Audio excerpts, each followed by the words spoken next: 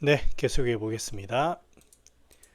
작약감초탕으로 이루어지는 약재들을 한번 알아볼까요? 작약은 주치, 결실이 구련이라고 했습니다. 이 작약이라는 약이 참 묘합니다, 여러분. 얘가 혈과 관련된 약이에요. 그런데 보혈만 하는 건 아닙니다. 오히려 보혈은 안 하는 것 같아요. 혈을 조금 식혀준다. 혈열을 식혀준다고 생각할 수 있는데, 그러면 차기만 한 약이냐? 그것도 아닙니다. 얘가 작용하는 게 근육이라든지 이런 데 작용을 많이 하는 것 같아요. 사용을 해보면. 여기에서 결실이라고 하는 게 우리가 상한론에서 결실 얘기하면 대체적으로는 똥을 얘기합니다. 똥. 그런데 이 작약은 똥과 관련돼 있지만 똥이라기보다는 뭔가 우리 조직체가 굳어 있는 걸 얘기하는 것 같아요. 그러니까 똥으로 얘기한다면 장이라든지 이런 데가 굳어 있는 거예요. 현대적으로 와서는 이거를 근육이 굳어가지고 뭐 평활근을 풀어준다 뭐 이런 식의 표현을 하는데 제가 그거를 몰라서도 맞지만 과거의 그 생각과 지금의 생각은 개념이 다릅니다. 그래서 이거 갖다 붙이는 건 좀 그런 것 같고 그래서 이 근육 쪽에 뭔가 굳어 있고 뭉쳐 있는 그런 느낌 그거를 잘 풀어줍니다. 그래서 구련이란 표현을 뒤에 쓴 게 구라는 게 이렇게 딱 이렇게 딱 이렇게 말려 있고 련이라는 거는 떨리고 긴축이 나타나고 이런 거죠. 그러니까 근육이 뭉쳐가지고 막 떨리고 수축되고 이런 현상을 작약이 잘 풉니다. 그래서 방치해 보면 복통, 복통에도 이 작약이 다 듣는 게 아닙니다. 실제로 우리가 이제 음식을 잘못 먹어서 배가 아픈 경우에는 이 위장 속의 문제죠. 음식에 의해서. 그거보다는 이 작약은 배 주변, 위장 자체라기보다는 위장 주변의 근육인 것 같아요. 그래서 음식하고 꼭 관련이 없는 경우도 많습니다. 배가 아프니까 그냥 사람들은 잘 안 먹는 거죠. 그럴 때 쓰는 게 소관중탕이고요. 작약이 두통을 치료하지는 않습니다. 두통을 치료하는 약재에 덜어 사용이 될 뿐이죠. 그리고 이 감초를 보면요. 감초는 급박을 치료한다고 되어 있습니다. 감초는 달달한 약입니다. 달달하면서도 진액이 많아가지고 전분이 많죠. 진액이 많아가지고 뭔가를 완화시키는 작용을 합니다. 그래서 급박을 치료한 급박은 갑작스럽게 뭔가 충동되어 오는 갑자기 뭔가 급해지는 이런 거니까 잘 있다가 갑자기 근육이 막 수축이 오고 경련이 오고 하면서 통증이 오는 요 상황 이럴 때 작약과 감초를 씁니다. 그래서 감초는 어떤 우리 정신적인 것 아니면 조직적인 것 이런 데 전부 다 급박한 이런 상황이 있습니다. 리급, 급통, 연급 뭐 이랬습니다. 그래서 작약과 감초는 근육과 관련되어 있는 부분이고 꼭 배, 하지 이런 데만 국한되지는 않습니다. 물론 이제 하지의 근육이 우리 인체 근육의 70%를 담당합니다. 그래서 대체적으로는 종아리 쥐난다든지 이럴 때 씁니다만 거기에 국한하지 말고 근육과 관련되어 있는 부분이다. 그럴 때에는 작약 감초를 꼭 한번 사용해 보시기 바랍니다. 그래서 작약 감초탕은 여기 하초에 표시를 해놨지만 꼭 하초라고 할 수는 없고 근육의 강직과 연축으로 인해서 나타나는 근육통 이럴 때 쓴다고 보면 됩니다. 그럼 제가 질문 드릴게요. 근육통 없어요. 그냥 근육이 강직되고 굳어 있어요. 작약감초탕 씁니까? 아니요. 그때는 뭐 쓸까요? 의인을 씁니다. 근단축이 왔을 때 의인과 함께 써야 돼요. 왜냐하면 이 감초라는 약이 급박과 관련된 약이지 딱 굳어가지고 가만히 있는 걸 쓰는 건 아닙니다. 그러니까 작약, 의인 이런 거 써야 돼요. 습기가 거기 껴 있거든요. 그 다음에 창출 뭐 이런 거 씁니다. 금맥에 음혈이 부족해서 경련이 나는 경우 그럴 때 씁니다. 복진을 해보면 복직구련, 복피구급 이렇게 되어 있습니다. 실제 배 만져보면 복직근이라고 하죠. 그 복직근이 똘똘똘 뭉쳐있는 느낌이 있습니다. 뭉쳐있는 느낌이. 그래서 그런 데 쓰고 여러분들 그 보면 저는 안 그렇습니다. 배가 나와서 저는 안 그렇습니다만 복부의 그 껍데기 피부 밑에 지방이 붙어 있어요. 이 지방이 없는 사람이 있습니다. 보통 체지방률이 많이 낮으신 분들 보면 이 진짜 피부만 있다는 느낌이 있습니다. 그런 부분들의 사람들도 이거 좀 잘 듣는 것 같아요. 자, 작약감초 부자탕은 작약감초탕에 오한이 있을 때 씁니다. 여기에서 오한은 신냉에 가깝습니다. 신냉. 오풍오한 하는 거는 외부에서 들어오는 거고요. 몸이 차가워지는 거에 가깝습니다. 그렇게 보면 되겠습니다. 자, 치료 사례 한번 보겠습니다.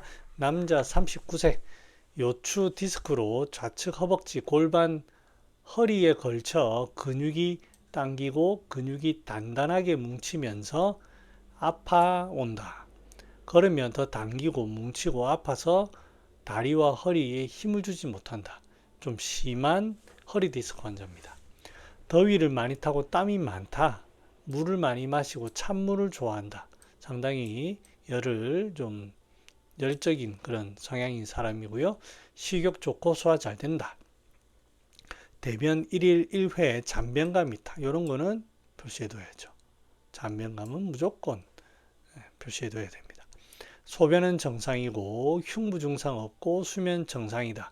흉곽 발달되어 있고 복피가 후 두터운 편이고 복근 유력, 복근이 탄탄하다. 좌우의겠네요. 좌우의 복직구련 결실 압통이 있다. 작약감초탕 5일분 복용 후에 하지에서 허리 통증이 50% 소실되고 요통과 동반되었던 상시적 복통도 소실되었다. 저는 여기에 반기를 좀 드리겠습니다. 양적인 사람입니다. 상당히 에너지가 넘치고 이런 사람이 대변이 잔변감이 있어요. 식체가 좀 있다는 뜻입니다. 그래서 그런 사람이 복직구련이 있다고 작약감초탕 쓰고요. 근육이 당긴다고 작약감초탕만 쓰면 될까요? 안 됩니다, 여러분. 잔변감이 있다고 해서 있는 요 포인트는 뭐냐? 많이 먹는 거예요. 많이 먹어가지고 거기에 염증이 있습니다. 이거 작약만으로 치료된다고요? 절대 안 됩니다. 아니요, 절대라고 얘기할 수는 없고요. 제 경험상 반드시 같이 봐줘야 됩니다. 조금은 좋아질 수 있죠. 왜? 근육이 당기고 뭉치고 하는 그런 게 지금 당장 나타났으니까 그런 부분은 좀 좋아질 수 있습니다만 허리 디스크로 인한 이 통증이 작약감초탕 5일분으로 다 난다고요? 안 됩니다. 대변 소통되고 찌꺼기 다 소통돼야 됩니다. 제가 실력이 없어서 그럴 수도 있습니다, 여러분.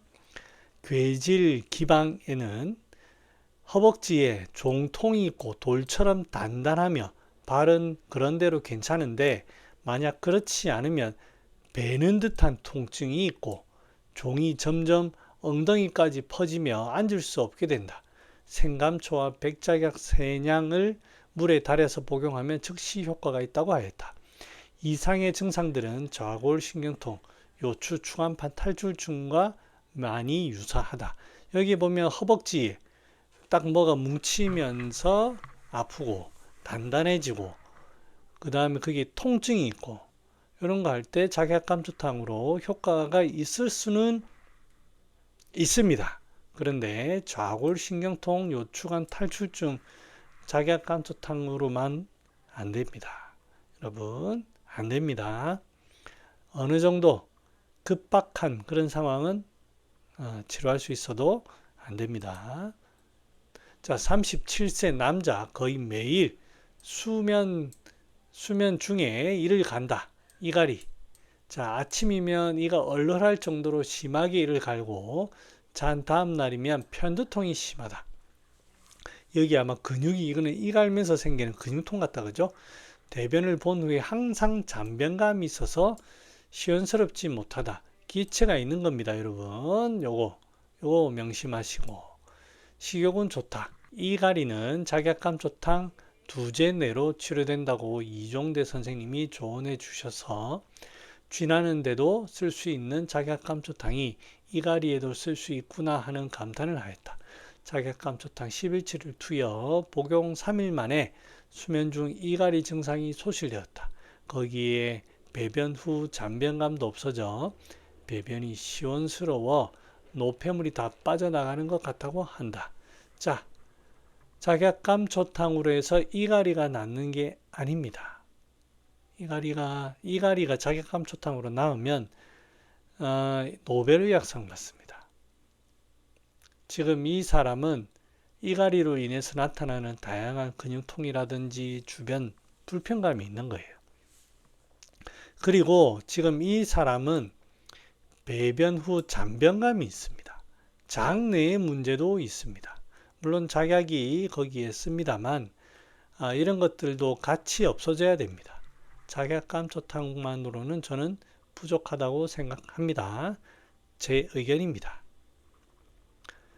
유아의 야제에 쓰면 잘 듣는다. 다수가 작약감초탕으로 진효하니 안 들으면 감맥대조탕이나 억간산 등을 쓴다. 자, 이제 작약감초탕을 쓴다는 것은 뭔가 이제 배가 아프다거나 뭐 이런 걸 완화시키기 위해서죠. 그걸로 인해서 애들이 우는 거는 낫습니다. 그 다음에 감맥대조탕은 예민한 거예요. 예민한 거. 심리적으로 예민하고 잘 못 먹고 예민한 그런 경우고요. 억가산 같은 경우는 여기에 창출, 백출, 반화 이런 게 들어가거든요. 반화는 이제 복령 진피, 반화 진피할 때 쓰고 창출, 백출 뭐 이런 게 들어갑니다. 그래서 이 습기가 있습니다. 그래서 그런 것들을 좀 구분해서 쓸 필요가 있습니다. 실제 이런 약들의 유효하다는 보고는 충분히 있으니까요. 우리가 감별하는 거죠. 근육 쪽에 좀 문제가 있는가? 아니면 잘 못 먹고 심리적으로 좀 너무 예민한가? 아니면 중초 습기에 의해서 어떤 문제들이 발생하나? 이런 구별을 좀 할 필요가 있습니다. 자, 감별 한번 해볼게요. 감수반화탕에 보면 작약감초탕 딱 맞는 건 아니지만 작약감초가 들어가고 감수와 반화가 들어갑니다. 그러니까 방극에서도 작약감초탕증이 심화, 경만이 9 이렇게 되어 있습니다. 그러니까 작약감초탕처럼 뭔가 근육 경련, 근육 통증이 있습니다만 감수를 쓴다는 게 보면 안에 수기가 꽉 차 있는 거예요. 중초에 수기가 꽉 차 있습니다. 위중 수기가 꽉 차 있어요. 그러니까 그쪽에 불편감이 엄청납니다. 그래서 그런 게 반드시 있어야 됩니다. 작약감초탕은 그런 거 없어요. 단기 작약산에는 작약과 감초는 없네요. 작약이 군제로 들어갑니다.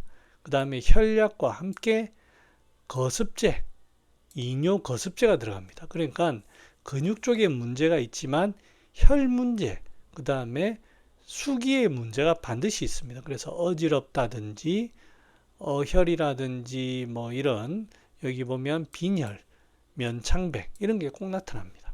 그런 차이가 있습니다. 지실작약사는 지실과 작약이 쓰는데 이 지실이 복부에 들어가는 거잖아요. 장내에 들어갑니다. 그래서 이 복부와 관련돼 있어야 됩니다. 복통, 복부. 그 다음에 감맥대조탕에도 보면 감초가 많이 들어가는데 이건 정신적인 문제입니다. 예민한 거예요. 식사를 잘 못하면서 나타나는 다양한 정신과 증상 이런 데 쓸 수 있습니다. 그래서 이제 들어가는 약재들이 비슷하기 때문에 좀 감별해서 쓸 필요가 있습니다.